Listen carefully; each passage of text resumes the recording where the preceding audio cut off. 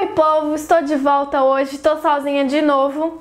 O Felipe teve que sair para ir pro curso e eu achei que eu deveria fazer esse vídeo porque é um assunto bem interessante e as pessoas têm um pedido nos comentários. Assim, a gente ainda não tem filho, mas nos perguntaram sobre a questão de escola aqui em Portugal, como funciona. E como eu vim com 10 anos de idade pra cá, eu sei muita coisa porque eu vivi, né? Eu vim pra cá com 10 anos e então eu acabei frequentando a escola e sabendo bastante sobre esse assunto. Então eu vou falar pra vocês um pouquinho sobre ensino em Portugal. Das primeiras coisas que eu quero deixar aqui pra vocês é: por que é ótimo criar os filhos aqui em Portugal? O ponto 1, segurança. Então é assim, gente, eu morei numa cidade que se chama Amadora, os portugueses vão saber o que eu tô a falar. E assim, a Amadora é das cidades supostamente mais perigosas de Portugal. Devido ao número de muitos imigrantes morando nessa cidade, inclusive muitos brasileiros e africanos, essa cidade se tornou um pouco mais perigosa. E mesmo assim, eu morava nessa cidade e existiam os pontos perigosos, eram alguns bairros da cidade, mas onde eu morava era super tranquilo. Eu ia sozinha pra escola, se tivesse que ir em algum lugar de noite eu ia sozinha. Não existia essa preocupação, ai, não vou levar isso porque alguém pode ver e roubar. Você é simplesmente livre pra usar o que você quiser, andar com o celular. Ninguém vai ter aquela maldade de te roubar. Inclusive, eu já perdi meu celular lá várias vezes e as pessoas me ligavam, viam um número lá de alguém, ligava e me devolvia o celular. Isso aconteceu umas 2 vezes lá. Então, assim, sendo a cidade mais mal falada de Portugal, você pode imaginar, por exemplo, que Albufeira, onde a gente mora, não acontece absolutamente nada. Aí eu pesquisei sobre a segurança em Portugal. Eu li um site que chama Legatum. Mas fala que Portugal é o 13º país mais seguro do mundo. Eu tive hoje um comentário de um seguidor que ele falou que Portugal era o 5º. E é assim, muito pacato, gente. Não acontece nada. Se você tá gostando desse vídeo, se você tá achando essa informação boa, segue a gente aqui, curte, compartilha, comenta, porque isso ajuda a nossa informação a passar o maior número de pessoas, pessoal. A outra vantagem muito boa de se ter filhos aqui em Portugal é a escola em si.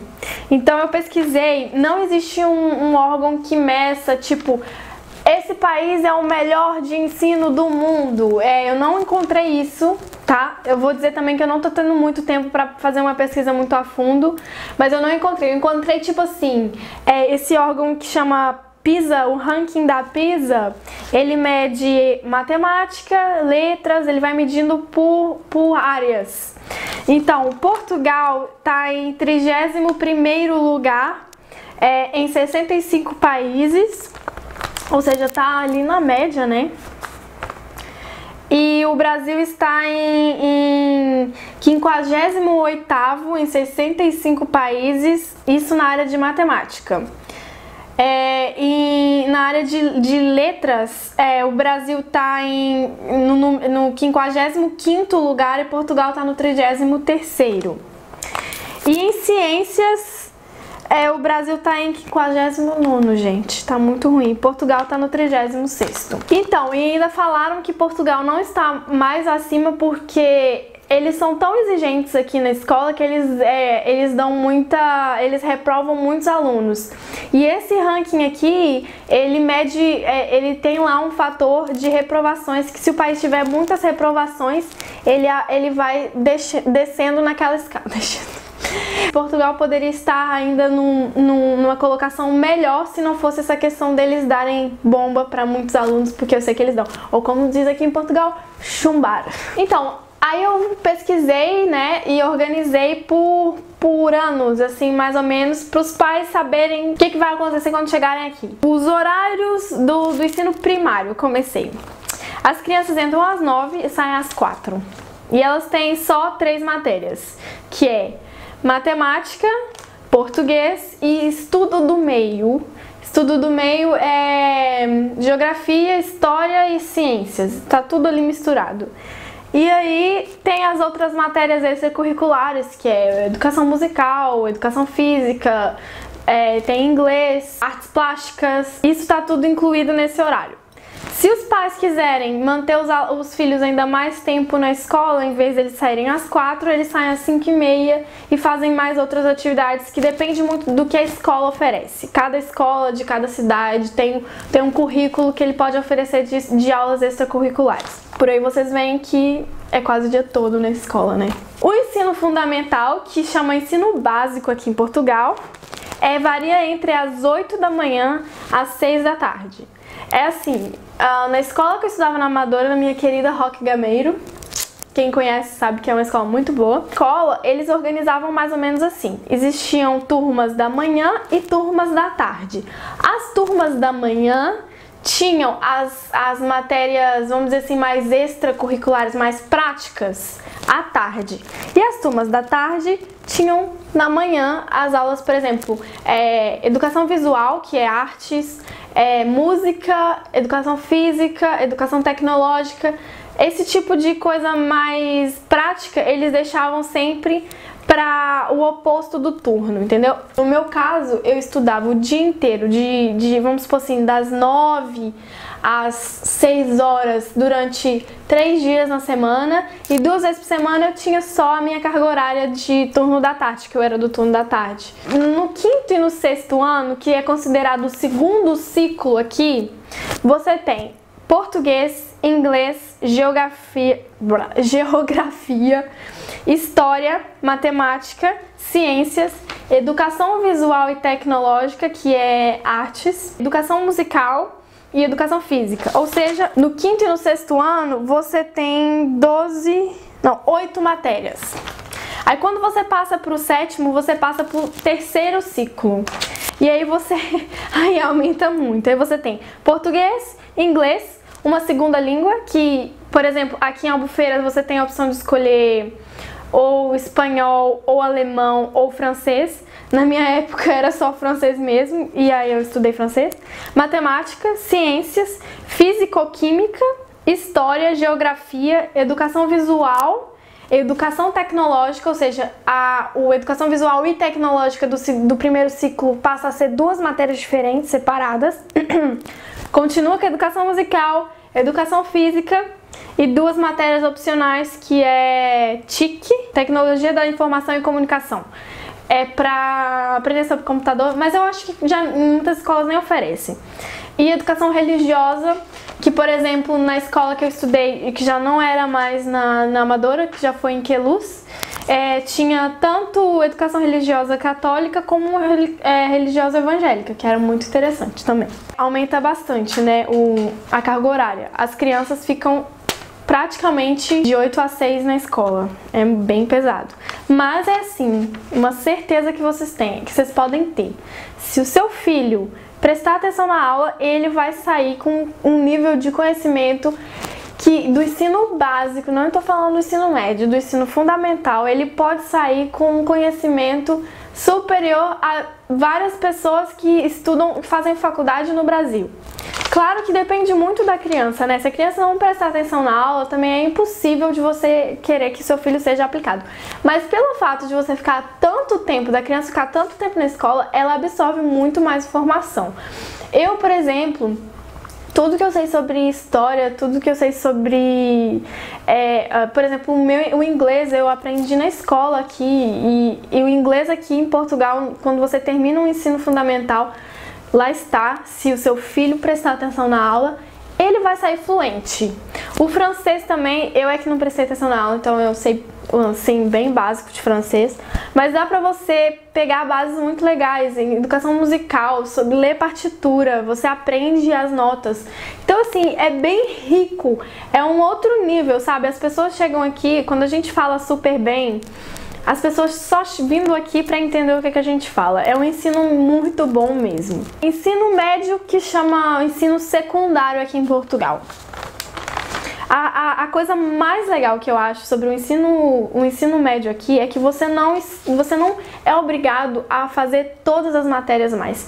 Pelo fato deles pegarem tão pesado até o ensino fundamental, quando você entra pro ensino médio, você já escolhe a sua área para você seguir na faculdade. Inclusive, as notas que você tem no seu ensino médio, elas é que vão determinar para qual faculdade você vai. Então as crianças elas terminam o ensino fundamental já com uma mentalidade de que agora é escolher o meu futuro, aí agora é pra valer. Aí o que acontece? Você tem as opções de fazer cursos técnicos, que eu acho muito bom, que você aprende e você pode também entrar na faculdade, pode concorrer à faculdade, mas você já sai do ensino médio sabendo fazer alguma coisa, sem ser só científico, né? Mas tem a opção científica, que foi o caso que eu fiz, eu me arrependo, eu poderia ter feito um curso, eu acho que seria muito mais produtivo. Então, o ensino científico tem as matérias, as áreas, né? Línguas e humanidades, foi o que eu fiz. Ciências e tecnologias, economia e artes. Se tem mais algum, gente, me faz um update aqui, porque já tem 4 ou 5 anos que eu saí do ensino médio, então eu não sei. E o curso técnico tem vários, igual aqui no Algarve tem muita hotelaria e turismo, gestão hoteleira, barista, food and beverage, tem muitos cursos ligados à área do turismo, porque aqui o turismo é o que rola mesmo. Isso tudo estou falando do ensino público. O ensino particular, gente, é bem assim, eu quase não tenho formação, mas eu vou falar o que eu sei. Então assim, não é tão comum. São escolas pequenas, às vezes, isso por conhecendo algumas que eu tive colegas que estudaram em escola particular e depois foram para a pública e sofreram, porque pelo fato de existir um investimento no ensino público muito bom, o ensino particular, as pessoas não vão muito, não procuram muito o ensino particular. Ou seja, a oferta que a escola particular pode oferecer, por não ter muitos investimentos, por não ter muitos alunos, é bem pouca, sabe? Então é igual ou pouco melhor do que o ensino público. Então não compensa assim tanto, a não ser escolas internacionais. Aí essas sim são muito boas. São escolas para filhos de estrangeiros que moram aqui. Aí, por exemplo, em Lisboa tem escola alemã, eu acho que é das melhores escolas da Europa. Tem o salesiano, que também, apesar de ser português, tem muito estrangeiro e é pra gente muito rica, entendeu? Não é um negócio que seja pra qualquer pessoa. Uma pessoa que recebe um salário normal não vai pagar isso pra um filho. E até porque o ensino aqui ajuda muito, o ensino não precisa. Então, assim, filho de médico e filho de uma faxineira vai tudo estudar no ensino público. Eu tô falando de gente, filho de político, que vai estudar numa escola muito rica. Para vocês entenderem o que a gente tá falando, os níveis. É claro que existem algumas exceções, mas na verdade, a verdade é que todo mundo estuda na escola pública, todo mundo se dá bem na escola pública e não existe aquela divisão de classe, sabe?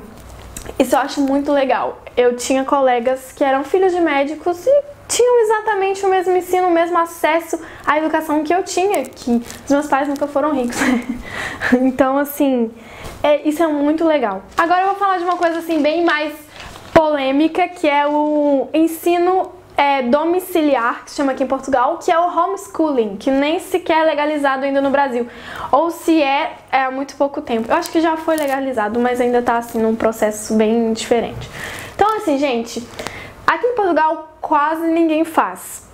Eu fiz e a minha irmã faz, e eu conheço várias pessoas, inclusive eu eu ensino, preparo uma amiga minha que também estuda em casa assim, é uma menina que eu ajudo ela, estudo com ela aqui em casa, e ela também faz homeschooling, e eu acho muito, muito, muito bom pra quem tem desejo de ser autodidata, que foi o meu caso.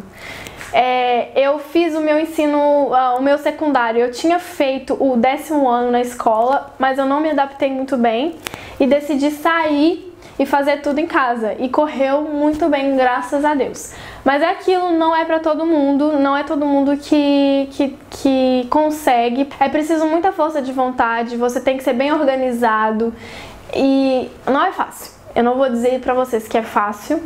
Eu não aconselho todo mundo fazer. Eu aconselho quem tem quem tem o desejo de fazer, depois pode me chamar que eu explico tudinho, mas é assim, eu vou deixar aqui um básico. O homeschooling aqui em Portugal, você se matricula na escola, você está inserido numa turma, mas você não tem frequência. É a única diferença. Você não tem que ir às aulas, mas você pode ter acesso à matéria, você tem acesso aos professores, você tem acesso aos livros e você faz as provas na escola no fim de cada ciclo. Ou seja, eu expliquei aqui mais ou menos os ciclos para vocês. Então, no fim de todos os ciclos, você faz um exame, a criança faz um exame a nível nacional que vai dizer se ela se ela passa ou não, transita ou não de ano. E eu fiz isso e as minhas notas foram ótimas. É aquilo, eu estudei muito, sim, eu apliquei muito e foi graças ao apoio dos meus pais. Não é possível uma criança fazer homeschooling sem apoio de pai e mãe, não é fácil. Mas assim, eu acho que é um sistema que permite a criança andar no ritmo dela. Porque a escola, ela nivela muito, ou por baixo ou por cima. Por exemplo, no meu caso, eu já estive numa turma que me nivelou muito por baixo, ou seja, eu estava num desempenho maior do que a turma e isso me atrasou. E eu já fiquei numa turma que eu tive que correr atrás do prejuízo, estudar muito, porque eles estavam muito mais avançados do que eu. Isso faz com que a criança fique aqui naquela luta, sabe? E ela às vezes não se encaixe muito por causa disso.